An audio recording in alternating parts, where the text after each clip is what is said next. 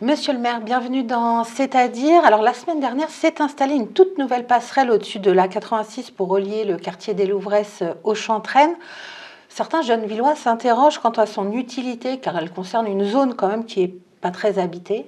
Ah bah ça sert à rien à ceux qui restent dans la ville, mais celles et ceux qui vont travailler dans la ZAC des Louvresses où il y a 5 à 6 000 salariés, c'est très utile. Il y en a 4 000 de Thomson, ils vont gagner plus de 30 minutes de car, donc on va même faire baisser la pollution, puisque ça va leur faire une liaison directe entre le RER-C et la ZAC des Louvresses. Donc, c'est une très belle réalisation, je remercie le département d'avoir accédé au bout. Ça fait 10 ans qu'on travaille sur ça. Et c'est le département du coup qui l'a financé ? C'est le département qui finance les travaux, et ensuite la ville met à peu près 500 000 € et ce sera rétrocédé à la ville ensuite sur l'entretien. Mais ça va nécessiter un entretien particulier parce que c'est des... Comme la passerelle au-dessus de la 86 qui existe entre le Luth et le port. Donc oui, ça demande un entretien, une surveillance pour pas que ça s'abîme. Mais bon, là, on va l'avoir neuve, donc on va être peut-être certainement tranquille pendant un moment quand même. Elle sera opérationnelle quand ? Fin de l'année, elle sera ouverte à la circulation. Non, c'est une excellente nouvelle, surtout pour les salariés effectivement de la ZAC des Louvresses. Et dans ces salariés, il y a quand même pas mal de jeunes Villois. Vous dites disponible à la circulation vélo ? Vélo et piétonne. Vélo et piétonne, oui, ce ne sera pas à circuler. Le chantier de la SPA qui devait être aux Louvresses est à l'arrêt. Pourquoi ? Eh bien, il y a une entreprise qui fait faillite, qui fait un dépôt de bilan, et donc c'est ce qui arrive dans ces périodes-là. C'est une vraie catastrophe, une catastrophe industrielle, comme on dit. C'est suite au Covid ? Non, rien à voir. C'est des gens qui ne font pas attention à leur compte plutôt. Et on avait dit à la SPA qu'ils avaient choisi le moins cher. Des fois, il ne faut pas choisir le moins cher parce qu'il faut quand même avoir des garanties sur la pérennité de l'entreprise qui sous-traite, maltraite, voire même les sous-traitants. Et donc, on est dans une situation compliquée. J'apporte tout mon soutien au président de la SPA parce qu'il a fait preuve de bonne volonté.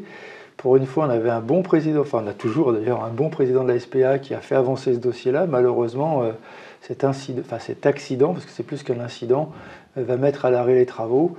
Alors on ne les mettra pas à la porte, on va prendre le temps nécessaire pour relancer ces travaux. Il y aura certainement des dépenses supplémentaires.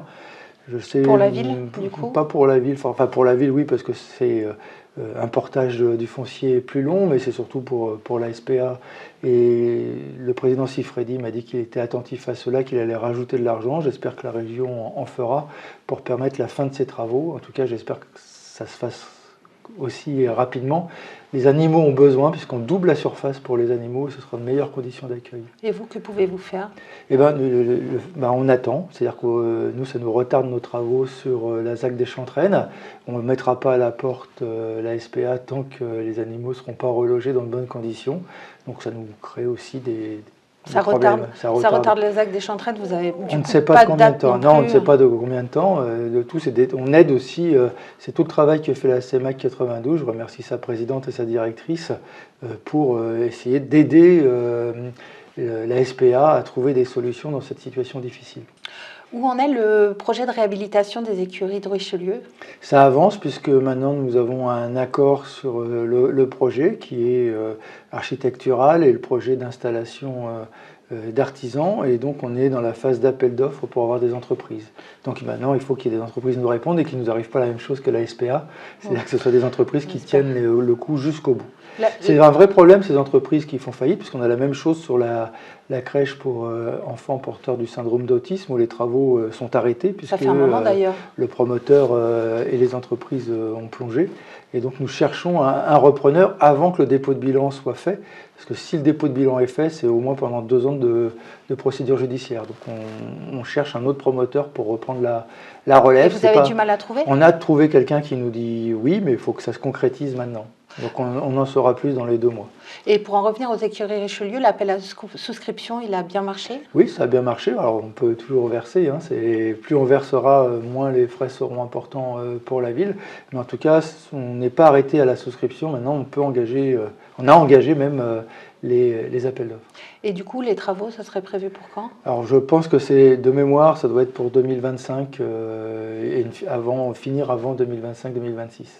Vous allez bientôt livrer 2 nouveaux chantiers SADAPSI et Joliot-Curie. Vous êtes dans les temps?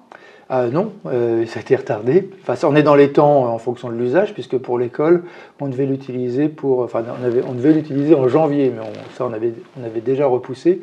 Donc on est dans les temps pour septembre, puisque ça devrait se livrer là. Il faut que la commission de sécurité passe, que l'on meuble, et on va faire visiter aux habitants et aux enseignants et aux élèves courant du mois de juin.